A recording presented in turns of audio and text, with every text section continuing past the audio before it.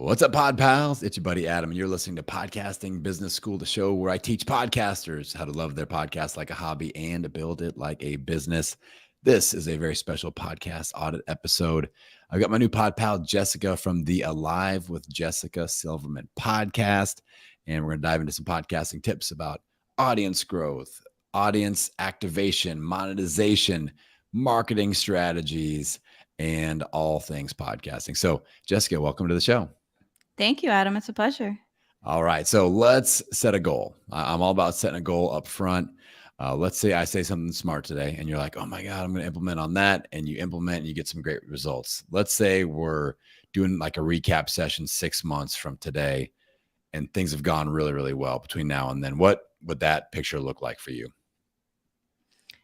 It would look like growth in terms of downloads. First of all, I have a mental health podcast. So it's Alive with Jessica Silverman. Alive is also an acronym. It stands for Alignment of Love, Inspiration, Vitality, and Energy. But at a global level, and now my podcast is in over 63 countries, it is a mental health focused podcast to help heal the epidemic that we have currently in the mental health crisis. Each episode truly unlocks a healing experience for the listeners. And I just truly have this global mission of having it reach more people. I know not between myself and my solo episodes, but the guests that I've had are some of the greatest spiritual mentors and healers in the world. But if people don't know about it, right, it doesn't truly hold its breath. So yeah. Okay. And that's the main goal. And I love that. Like, grow the audience so you can help more people. Like that's the big picture there. All right. Yeah. Well, I've already monetized in terms of like clients, and I've had a business for 8+ years that is behind the podcast. But to me, it's less about making money and more about the reach, because naturally with the reach, right, comes more income, more growth. But to me, it's about the mission and really getting that voice out and getting the word out, and truly helping people heal that feel alone, that truly don't even know the first steps to coming alive or what even aliveness feels like. Yeah. Love it. Okay. So what do you feel like is the main roadblock holding you back from that growth right now? And it could be something like, just experience with marketing or time or not understanding how podcast growth works, or what's popping out there as far as like a roadblock that seems to be keeping you from finding more people? Yeah, I would say it's probably the technical aspects, which I'm not averse to. I come from a business entrepreneurial background before I did this. I worked in corporate finance for 15 years, but me being kind of more spiritually focused now and spiritually minded, I am more about the intention behind the show and less about the technicality. Like, my biggest fear, I guess, in starting the show was that I would become so focused on numbers and metrics that it would lose kind of the soul and the essence of why I love doing this. Like, Yeah. this is honestly the one part of my business that I love more than anything. And Good. so I don't want to lose that in focusing so much, which I do. Like, I look at numbers, I look at analytics, through Buzzsprout, which is a platform that I use.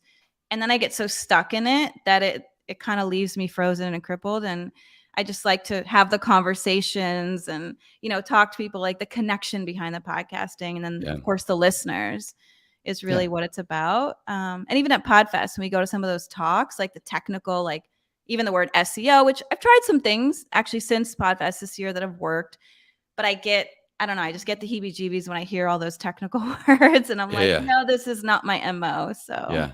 Well, let's take this as a challenge that you and I are going to work together, and we're going to see if we can find that happy medium where Jessica feels like she's able to take some actions to help find more people, but also not sell her marketing soul at the same time, and not like just, like that nice little in-between spot where you're like, this is very doable and this still feels on brand for me.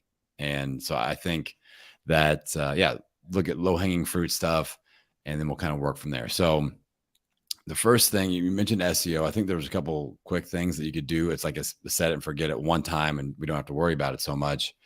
I think if you optimize the title of your show with a title extension, and when I mention these to people, it's not like we're rebrand. It's just on the title line of your podcast. If you can add a little extension, that's the only place that it lives. It doesn't have to be on any of your artwork or promotion or anything. And if we just had some searchable terms in there that are going to pull in the right people, because it seems like you've got great, impactful content. Mm-hmm. But the issue with the name of your show, Alive with Jessica Silverman, is that there aren't any searchable terms in there, that you're missing out on just natural organic growth of somebody searching personal growth tips or meditation or, whatever, these terms that people, if they're looking for personal growth, they'll enter the words personal growth into Apple Podcasts or Spotify and then look and see what pops up. Or if they're Yeah. looking for nutrition, meditation, uh, hypnotherapy, wellness, like those are the terms that they're putting in there.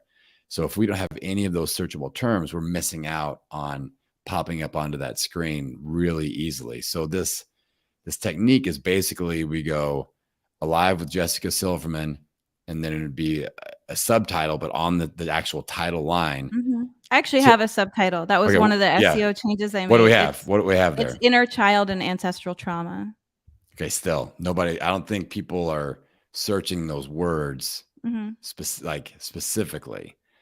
So the formula that I would use would be like tips for or advice for, and then what are the two or three groups of listeners that you really want to attract to this thing. So it could be like tips for personal growth and meditation, or like what are those groups or terms.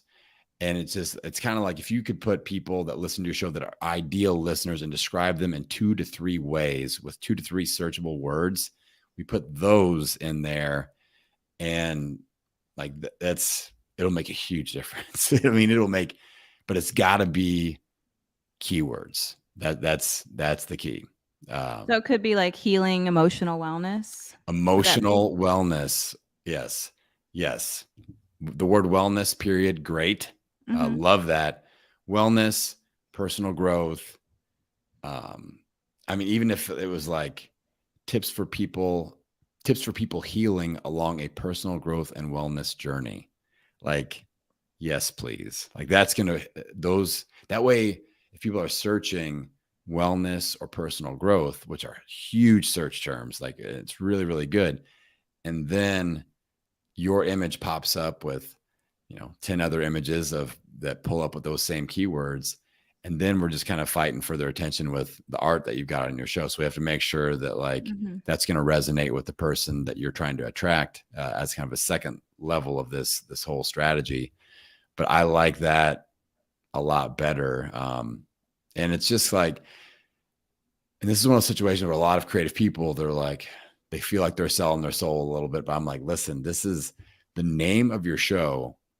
For most people, is the number one thing that blocks their ideal listeners from finding them, because we're getting too creative with the name of our show. Yeah. I want you to unlock the creativity machine in all your content so you can actually impact people. Let's use the name of your show as the key that unlocks that connection. So being very direct, keyword specific, and just the easy, organic, people just finding you. Like, it blows my mind when people find my show and they're like, yeah, I just searched podcasting tips. I just talked to somebody before you that said, I searched podcasts about podcasts. You pulled up. And he was like, thank God somebody's finally teaching about business and not just microphones and all this other stuff. So my ideal people are finding me just by searching. I don't have to go out and do that. I don't have to go out and market that. I don't have to go out and speak on stage to get that. I don't have to pay Facebook ads to get that. So this is the easy stuff that we can just set up. So I would strongly consider it and just think about tips for or advice for. And then I really like wellness a lot. I really like personal growth, some kind of mix in there. And that way, those two attractor beams are pulling people into your world. Does that make sense so far? Yeah, definitely. Okay. And then thinking about the words that you're using in your host inside of Buzzsprout. So like the paragraph that's describing your show, all those words, really making sure, like, can we put a keyword, a searchable term in anywhere in there? And honestly, what I would do is send an email out to your email list or post on social media and be like, if you listen to my podcast and if you were to be searching for a show like mine on Apple, what would you put in the search bar? and That's a good then question. just get a bank of all those words and then go to your host description and be like, all these words need to be in here. You know, Mm, all the words, they need to be in there somehow. And sometimes it's just taking one word and it's your audience uses a different word and we just swap that out. And now we're showing up for those words because that's SEO friendly zone number 2. And then SEO friendly zone number 3 is the name of each episode title, the episode titles individually. So again, same words. Like I know people search podcasting tips and they find me. And that's because I put podcasting tips in almost every single episode title. So it's like podcasting tips about download growth, podcasting tips about monetization, about social media marketing. So I'm using that over and over and over again. So I'm pulling up as often as possible for that term. So I would just think about those zones. And if you do talk to people that listen to your show, I always grill them about how they found me, what words were they searching, and that's like the best opportunity. And honestly, every 90 days, I just got done recording an episode about this. At the end of each 90-day quarter, I go back and I look at my host description and my episode titles. And I'm like, am I still using the right keywords? And I just kind of refresh my thought pattern on that and be like, okay, what words do I really need to be showing up for? Are they all there or not? And a quick scan like that can really make a big difference. So is that feeling okay so far with those kind of 3 levels of SEO tweaking that we could do? Yeah, so it's kind of simplifying. Like, I think my problem is I'm very specific and kind of very niche in what I do, which funny enough, I did reach out to a recent client of mine, found me through my podcast, and she did search inner child and ancestral trauma. But I get it. Like, that's a very specific person that's Yeah. looking for that. Yeah. And it doesn't speak to the masses. So in Yeah. order to grow, right, you Yeah. gotta. And you got to think like 1 or 2 levels of verbiage above that. But the cool thing is the right person finds you. And then in your episode titles, you have those very specific words and like, oh my God, like this is exactly, and they get to nerd out on all the individual topics. So Right. as you talk about all the very, very specific things. So like when we hit the record button and we're creating content, all the creativity, all the very pinpoint specific stuff, like that's when people fall in love with us as content Mhm. creators, right? And then you put something on Instagram that's like a little highlight clip, and like, oh my God, I gotta listen to this episode because that's so what I need right now. And they say things like Jessica's in my head, like with all this stuff that she's Right. talking about. And that's when we know we're really hitting home with the specificity. So it's just kind of like the name of the show and all this SEO stuff that none of us really enjoy doing. That's like the gatekeeper. And that just allows all that organic, searchable, all those connections to actually happen. The right people find you. And I just can't tell you how awesome it feels to just have that machine up and running, and ideal listener after ideal listener / ideal clients are just finding you. And they're like, yeah, I found your show on Thursday. I've been binge listening, and can I just hire you now? I'm like, yeah, that's awesome. Let's go. And this happens to me on a weekly basis, and it's kind of crazy. But it's just because of the stuff that we set up with SEO. Make Yeah. sense? Yeah, totally. Just quick question on the titles. Yeah. You mentioned you have the same words in every episode title. That's not too repetitive, because something that I always think is I want to make each episode sound distinct.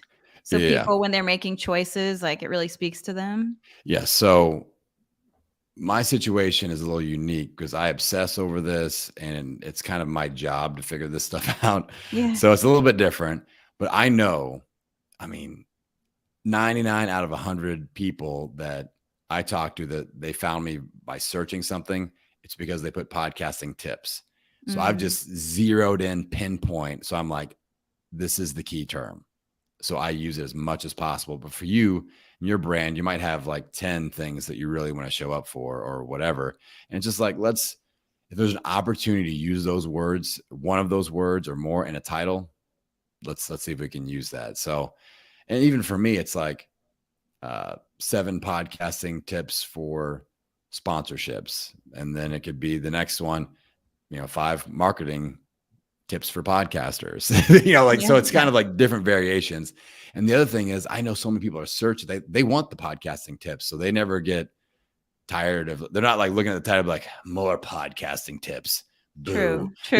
Yeah. True. Yeah. Yeah. I don't want Yeah. more podcasts. That's what they want. That's what they're showing up for. So, but just think about those searchable hot button terms. And also thinking another way to challenge your brain on this, Jessica, is to go, all right, let's think about Google for a second. Let's get off Apple and Spotify and let's look at Google and look at your episode that, like, let's say you just created an episode. Ask yourself, what is the Google question that this episode just answered? Mm. And then make that Google question the title of that episode. Mm. See what I'm saying? That's So, good. Yeah. so putting episodes, and this works great for interviews too, where it's like, how do I blah, blah, blah with XYZ expert? And so that is very effective, where we can actually get some SEO words in there and things like that. But if people are actually searching that question on Google, that episode will pull up and that in a Google search. So that's, and if you want to double dip, you go, all right, now within this question, is there an SEO keyword that people are searching on Apple and Spotify? Now I can, start connecting to that a little bit. So that's just putting a little bit of work into, it's a 60-second scan and going, what's the Google question this episode answers? What keywords can I put in there to make it even more effective? Okay, we optimized it. Let's party. Let's release this episode. And it really does work. It really, really does work. So I think that is definitely kind of a 3-tiered strategy to work on just getting that organic stuff going. Now, let's talk about the actual marketing, like going out and stirring it up to people that are in our world on social media, email list, whatever. When an episode goes live, how are we telling people about it right now? What kind of strategies do we have, or social media, or what's happening to promote an episode? Yeah, social media. So Instagram, there's always a post or a reel. Okay. And then I tag and collaborate and ask each guest to cross market to their audience as well, share it on their email list. And I'm also promoting it on Facebook as well. Sometimes LinkedIn, but primarily Instagram and Facebook. Okay, cool. Share. Cool. Now, and stories and all that. Perfect. So one thing that I figured out is, and I like to name things. So actually my clients started calling it this first. I didn't name it after myself, but that would be kind of weird. But my clients started calling it Adam's 72-hour marketing strategy, it's known as the 72-hour window rule. So what I challenge my clients to do is within 72 hours of an episode release. So what day does your episode drop? Every Friday. Friday. Perfect. So 72 hours, we get Friday, Saturday, Sunday. And we go, okay, in those 72 hours, that is considered a new piece of content on the podcast players. And it's just like social media. When something is new, it kind of is floating around. And if people take action on it, then they show it to more people. Same thing actually happens in the podcasting space. So a new podcast episode is like a new Instagram post. And just like an Instagram post, if people comment and like and share it out or spend time on that, then that Instagram shows it to more people. Same thing happens if somebody listens to that episode in the first 3 days. So, and a lot of podcasters will spread the marketing out over 5 days or a week or whatever. And I go, no, let's push it all into 3 to 72-hour window. And I challenge my clients and listeners, all my listeners out there, you don't skip out on this homework, to produce 5 marketing assets in 72 hours. So for me, I release on Tuesdays, and it's kind of like an AM PM thing. So Tuesday AM, I'll do a carousel with my top 4 takeaways from the episode. Tuesday PM, I'll do an Instagram live. If I have a guest, I'll do a live follow-up interview. Otherwise, I'm just going to go live and do some through line conversations on that topic to refer back to the episode. Then Wednesday morning, I'll do my email newsletter blast. Later in the day on Wednesday, I'll do a Instagram reel with a highlight clip.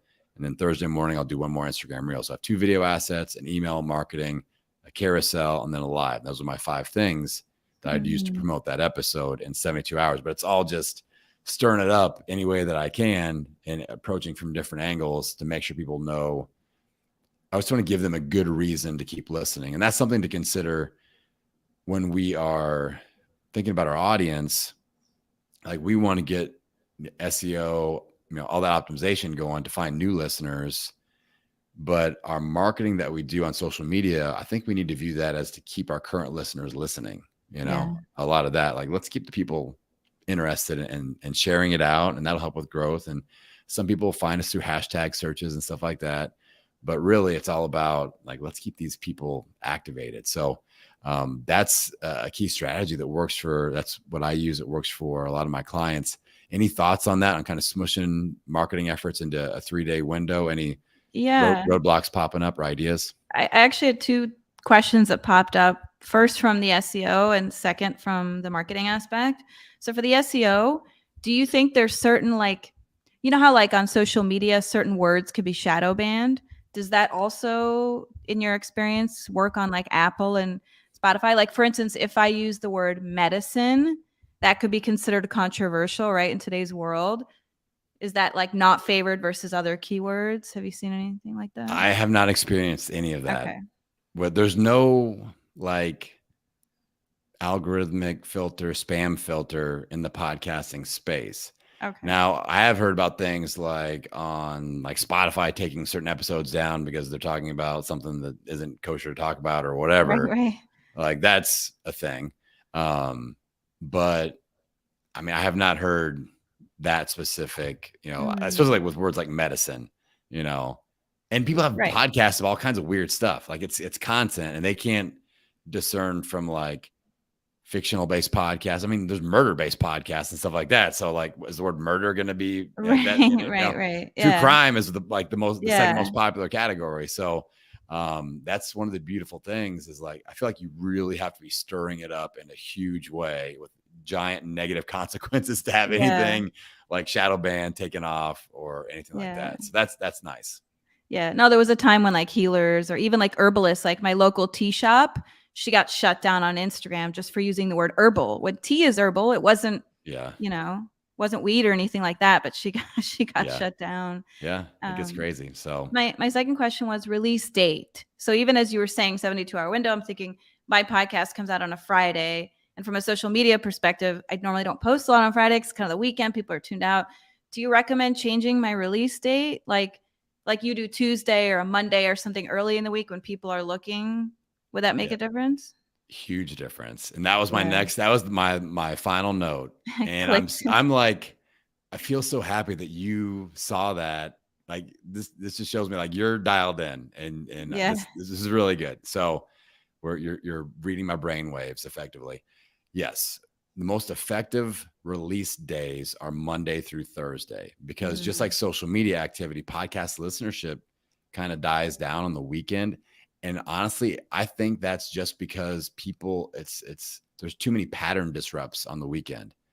It's not like one of the superpowers of having a podcast is that we can insert our content to people's life routines. They listen to your show while they drive their kid to school and it's always the same pattern. But if you get into the weekend, schedules are always kind of different stuff's happening and they can't always be like, that's like grocery shop or something, but still like how many of us grocery shop at the exact same day, exact same time like that, likelihood goes down. That would be a good Instagram poll. I think I might do that, but I would definitely move that up to where like a Monday or a Tuesday. So now you're doing your 72-hour window, Monday, Tuesday, Wednesday, or Tuesday, Wednesday, Thursday, like I do. I think just that you'll see a nice pull in your reach there. Like it, and that's simple. Like again, I wanted to give you simple things. I didn't want to be like, and now here's another 12 hours a week of stuff you're going to have to do. But just doing the SEO stuff, moving this up into Monday or Tuesday release date, and then just work, building up to 5 marketing assets. You can start off with 3 or 4 and just building up for that 72-hour window. Like I know this stuff really, really works. And I preach it on the show. I make my clients do it. It's like non-negotiable.